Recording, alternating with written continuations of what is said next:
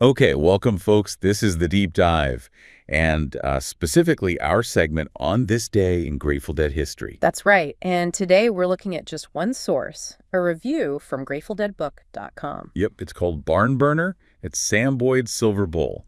And our plan is to really get into the vibe, the key moments of this Grateful Dead show from May 31st, 1992 in Vegas. Mm-hmm. So you can kind of feel what that performance was like without needing to listen to, well, the whole thing right now. Exactly.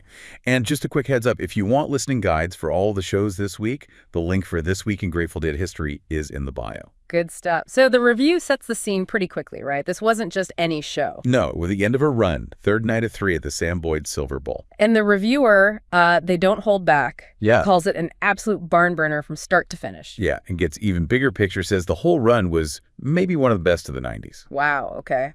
And this night specifically, the strongest of 92. That's a statement. Sets the bar pretty high, doesn't it? It really does. So where do they start? The first set, I assume. Yep. Right off the bat, the opener, Help Slipknot. Franklin's. A classic combo. How was it? Apparently huge. The review says it went past 20 minutes, calls it a full-throttle jam anthem. 20 minutes plus. And the quote is, it just kept going. Yeah. You know, like really sustained energy. That phrase kept going, especially for Franklin's in 92. That sounds promising, like they were really exploring. Exactly. And that wasn't the only big moment of the first set. There was also Birdsong. Ah, another great jam vehicle. How long did that one go? Around 14 minutes, according to the source. Mm-hmm. And the description is nice. Expanding and soaring. Okay. With a perfect mix of space and melody. Perfect mix is high praise for a 92 Birdsong. Balancing that space and, well, the tune itself. Yeah, it sounds like they really nailed it. So a strong first set, clearly. But the review hints things really heat up in the second set, right? Oh, yeah. It kicks off with Scarlet Fire, described as having fiery momentum. Standard, great stuff. Yeah, standard great, yeah. But then comes the guest spot. Right after Drums in Space, yeah. Steve Miller comes out. Steve Miller. Okay, that could go a few ways. How did the reviewer feel it went? Really positive, actually. Yeah. Said he locked right into the groove. Well, good. Added extra color without overcrowding the mix. That's key. Totally key.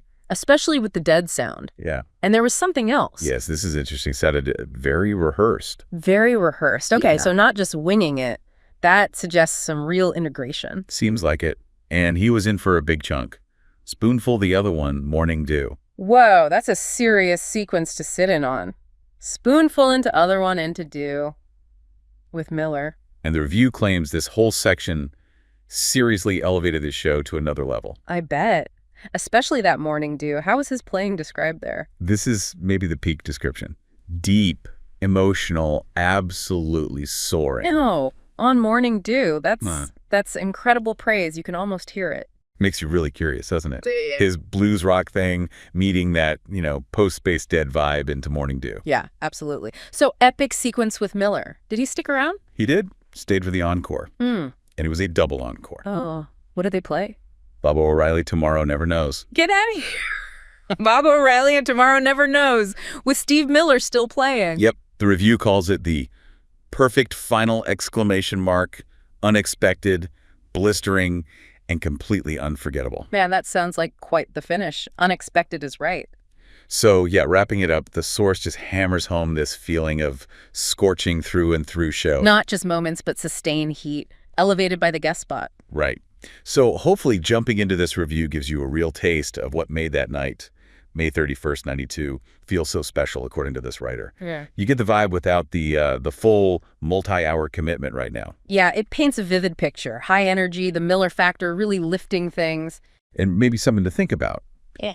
How does adding a guest, especially one described as very rehearsed and locked in, like Steve Miller was here, how does that actually transform the sound? Not just add to it, but change the feel of even a massive foundational song like Morning Dew? That's a great question. That interplay between preparation and improvisation and how a new element changes the whole chemistry, definitely something to chew on. For sure. And hey, if you do want to dive deeper into this show or others from this week in Dead History, remember the listening guides link is in the bio.